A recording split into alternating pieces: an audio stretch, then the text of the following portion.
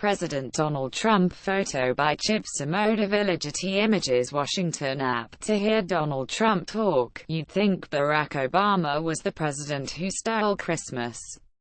Although Trump doesn't generally single him out by name on this subject, the president's meaning is unmistakable when he declares, as he has done since long before the holiday season, that's he making it okay to talk about Christmas again. Obama, it would seem, did not. But that's not what the record shows. A look at that matter and others that arose in a week bristling with action on taxes and Trump's words on foreign policy, politics, and more. Trump people are proud to be saying Merry Christmas again. I am proud to have led the charge against the assault of our cherished and beautiful phrase, Merry Christmas, a tweet Christmas Eve. The facts: Merry Christmas, the president said when presiding over the lighting of the national Christmas tree and celebrating the birth of our Savior. That president was Obama, marking my family's Christian faith and other faiths in his final Christmas tree ritual in office in 2016. The White House holidays under the Obamas had plenty of Christmas trappings and cheer. Obama offered a more general holiday message on the official greeting card, but wished Merry Christmas at the national tree lighting, on his Twitter account and in his weekly address. Trump explicitly criticized Obama in 2011, tweeting that the president had issued a statement for Kwanzaa but failed to issue one for Christmas. In fact, that year Obama wished people Merry Christmas from his Twitter account and gave a video address with wife Michelle Obama in which he wished people a Merry Christmas and Happy Holidays. Presidents George W. Bush and Bill Clinton also offered greetings marking Kwanzaa, the week-long African heritage festivities starting Tuesday. The White House said Trump will also have a statement on Kwanzaa. Trump. The bottom line is, this is the biggest tax cuts and reform in the history of our country. This is bigger than, actually, President Reagan's many years ago remarks to reporters Friday. The fact's not so, in either case. For months Trump has refused to recognize larger tax cuts in history, of which there have been many, or to grant that other presidents have enacted big tax cuts since Ronald Reagan in the 1980s. White House won't explain how he arrives at his conclusion.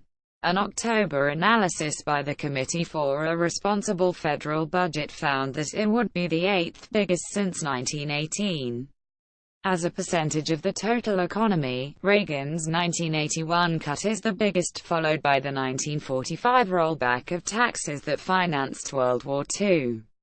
Trump's plan is also smaller than cuts in 1948, 1964 and 1921, and probably in other years. Additionally, a Treasury Department analysis found Reagan's 1981 tax cut had an annual average cost of nearly 2% of GDP.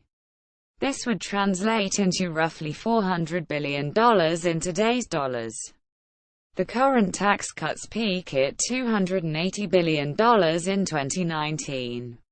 Valued at $1.5 trillion over 10 years, the plan is indeed large and expensive.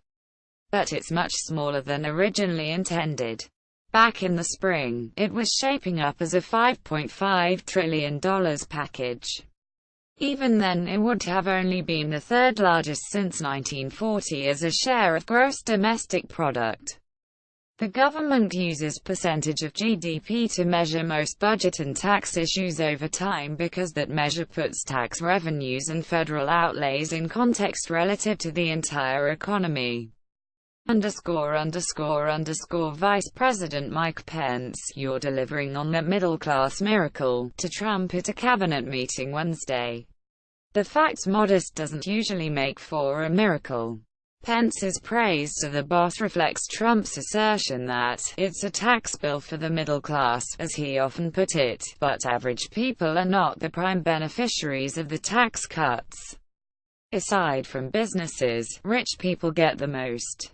The Nonpartisan Tax Policy Center estimates the biggest benefit of the new law will go to households making $308,000 to $733,000. Households making over that should get a tax cut worth 3.4% of their after-tax income. For the richest 0.1% making over $3.4 million, the tax cut should be worth 2.7% of their after-tax income. For middle-income earners 1.6%, the center estimates. Moreover, only high-income people would get a meaningful tax cut after 2025, when nearly all of the plan's individual income tax provisions are due to expire. Republicans argue that the middle class will also see benefits from the business tax cuts, in the form of more jobs and higher wages. Democratic Sen. Chuck Schumer, the bill increases taxes on lots of middle-class people. According to the Tax Policy Center, the top 1% of earners in our country gets 83% of the benefits, remarks Tuesday. The fact the tax cuts are not nearly as lopsided as many Democrats are portraying them. Almost all of the middle class would initially pay less in taxes. For the next 8 years, the vast majority of middle-class taxpayers, those earning between $49,000 and $86,000, will receive a tax cut, albeit a small one. In 2018, 9/10 of the middle class will get a cut, according to the Tax Policy Center. In 2025, 87% will. The tax cut won't be very big, just $930 next year for the middle 1/5 of taxpayers, the center's analysis concludes. For those paid twice a month, that's about $40 a paycheck. Schumer and other Democrats who have blasted the plan as a middle-class betrayal are basing their assertions on the fact that nearly all personal tax cuts expire after 2025.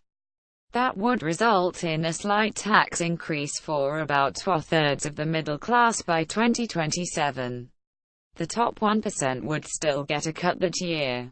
Only in 2027 do the wealthiest taxpayers get 83% of the benefit, as Schumer says.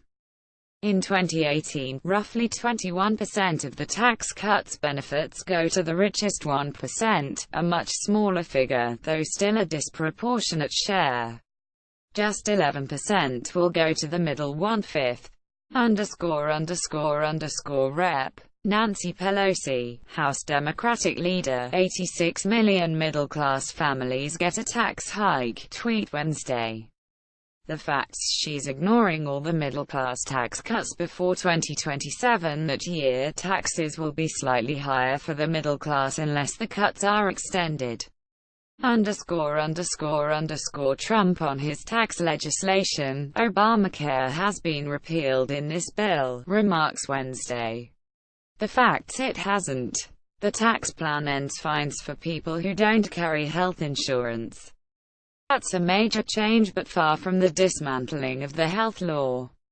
Other marquee components of Barack Obama's law remain, such as the Medicaid expansion serving low-income adults, protections that shield people with pre-existing medical conditions from being denied coverage or charged higher premiums, income-based subsidies for consumers buying individual health insurance policies, the requirement that insurers cover essential health benefits, and the mandate that larger employers provide coverage to their workers or face fines.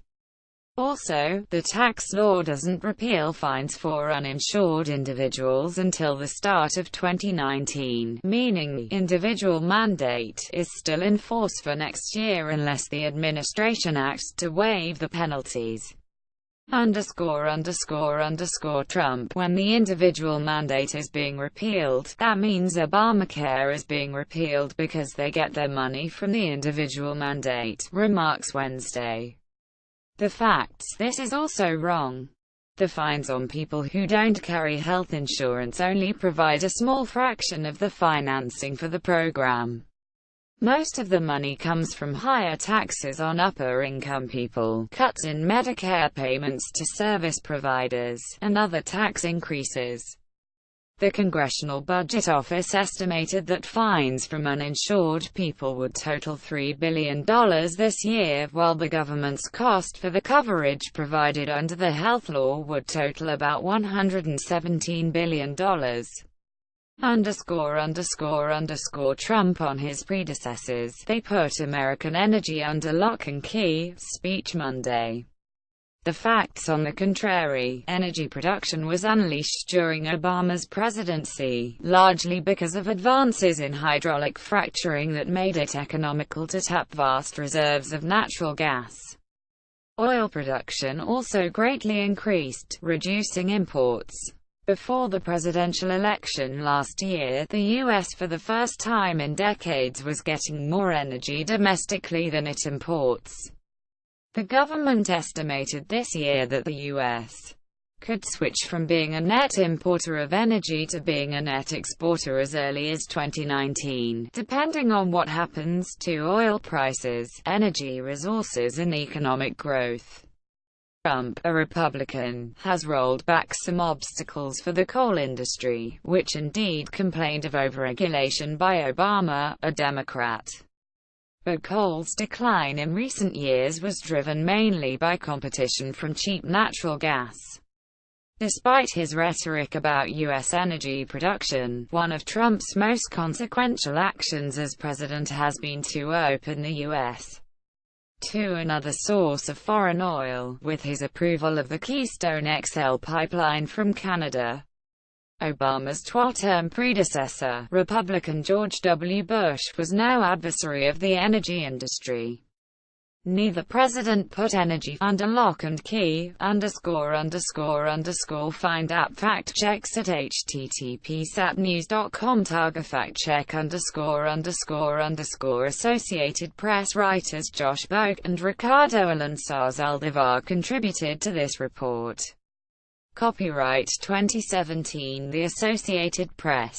All rights reserved. This material may not be published, broadcast, rewritten or redistributed.